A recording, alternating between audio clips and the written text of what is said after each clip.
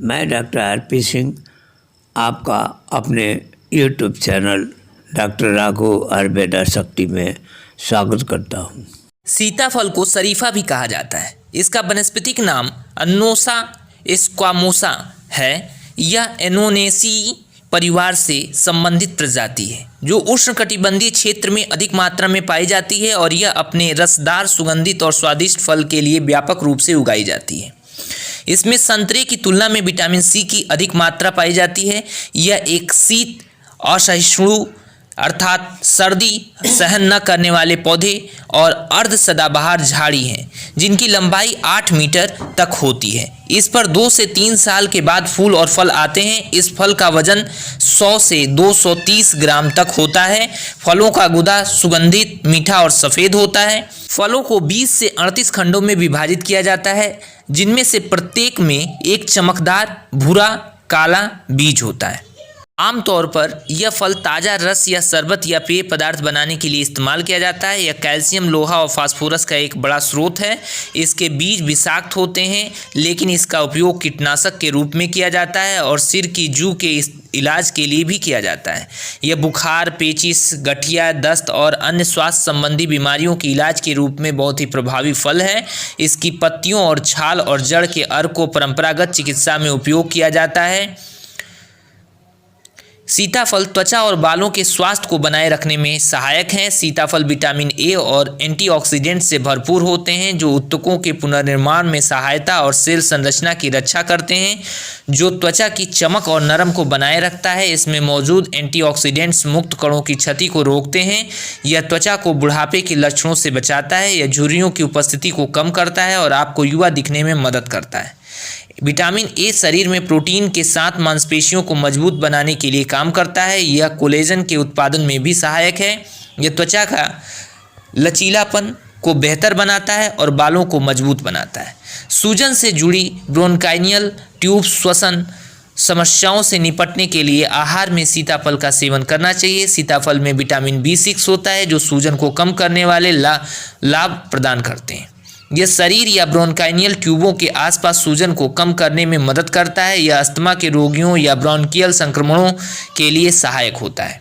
इस फल में एंटीऑक्सीडेंट्स होते हैं जो वायु मार्ग संक्रमणों और समस्याओं को रोकने के लिए प्रतिरक्षा प्रणाली की सहायता करते हैं। खराब आहार और उच्च तनाव जैसे विभिन्न कारणों से हाई ब्लड प्रेशर एक आम स्वास्थ्य समस्या बन गई है। उच्च रक्तचाप एक साइलेंट किलर के रूप में कार्य करता है। सीताफल इस स्वास्थ्य समस्या के लिए उपयोगी साबित होती है। इसमें केले की तुलना में पोटेशियम की उच्च सामग्री होती है। हृदय स्वास्थ्य के लिए पोटेशियम आवश्यक होता है। पोटेशियम में समृद्ध आहार सोडियम स्तर को संतुलित और रक्तचाप को कम करते हैं। दिल की मांसपेशियों को आराम देने के लिए मैग्नीशियम आवश्यक होता है। आजकल के तनाव भरे जीवन से हृदय पर भार बढ़ता जा रहा है, इसलिए मैग्नीशियम दबाव के संतुलन और अधिक काम में सहायता करता है ताकि मांसपेशियों को थोड़ा आराम करने में मदद मिल सके। यह दिल के दौरे और अन्य बीमारियों की संभावनाओं को कम करता है। सीताफल एक मैग्नीशियम की ज़रूरत का 10% प्रदान करता है। रक्तचाप में कमी दिल का दौरा पड़ने की संभावना को भी कम करता है। कोलेस्ट्रॉल का उच्च स्तर हानिकारक होता है। आहार गतिहीन जीवन शैली के कारण हम उच्च स्तर के कोलेस्ट्रॉल को पार कर रहे हैं। विटामिन B3 की कमी ने खराब कोलेस्ट्रॉल का स्तर बढ़ाया है। नियासिन खराब कोलेस्ट्रॉल का स्तर 20% तक कम करने में मदद करता है। यह अच्छे कोलेस्ट्रॉल स्तर को बढ़ावा देता है जो एक चिकनी और सुरक्षात्मक परत के साथ धमनियों के लिए सहायक होता है। हृदय रक्त के प्रवाह के साथ साथ ऑक्सीजन को भी प्राप्त करता है। यह आसान काम करने में सक्षम है जो दिल के दौरे या हृदय रोग के विकास की संभावना को कम कर सके। सीताफल तांबा और फाइबर का प्रचुर स्रोत होता है जो पाचन तंत्र को बेहतर बनाने में मदद करते हैं। इससे कब्ज और आंतों की परेशानी कम हो जाती है। इसकी लुगदी को मैश करें और कुछ पानी लेकर इसे मिक्स कर लें। यह दस्त को रोकने के लिए मल को मजबूत करने में सहायक है। सीताफल रक्त शर्करा के स्तर को नियमित करने में सहायक होता है। आहार फाइबर में भरपूर होने के नाते यह टाइप 2 डायबिटीज़ के विकास की संभावना को कम करता है। यह फल शरीर में निहित रक्त शर्करा को अवशोषित करने में सहायक है।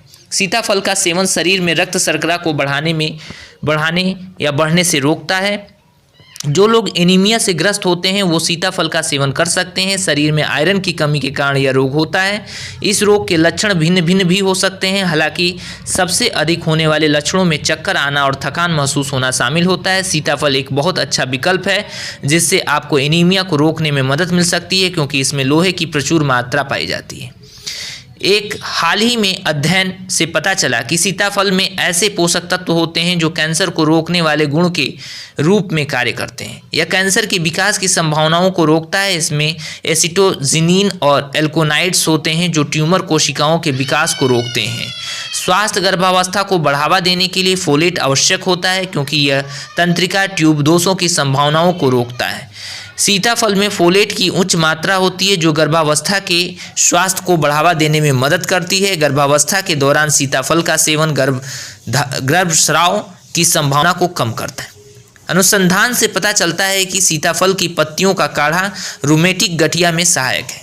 यह एसिड को नष्ट करके शरीर में जल संतुलन को बराबर करके दर्द को कम करती हैं। इसके अलावा सीताफल में मैग्नीशियम होता है जो शरीर में सामान्य तरल पदार्थ और इलेक्ट्रोलाइट संतुलन को नियंत्रित करती है। यह गठिया और गठिया के कारण सूजन की संभावना को भी कम करती है। सीताफल पाउडर जू को नष्ट करने में सहायक होते हैं। इसे नारियल के तेल या पानी में मिलाकर पेस्ट तैयार करें, फिर इसे खोपड़ी पर लगाएं और इसे 15 से 20 मिनट तक लगा रहने दें। आंखों को इस पाउडर के संपर्क से बचाएं, क्योंकि यह आंखों को नुकसान पहुंचा सकता है और अंधापन पैदा कर सकता है। सीताफल के कुछ नुकसान भी हैं। इसके बीज विषाक्त होते हैं, इसलिए इसके बीजों का सेवन नहीं करना चाहिए। इसे मध्यम मात्रा में खाएं। अधिक मात्रा में सेवन करने से आपको अपच हो सकती है। कुछ लोगों को इसके सेवन से एलर्जी भी हो सकती है, तो ऐसे लोगों को इसके सेवन से बचना चाहिए या किसी चिकित्सक के परामर्श से ही इसका सेवन करना चाहिए। धन्यवाद।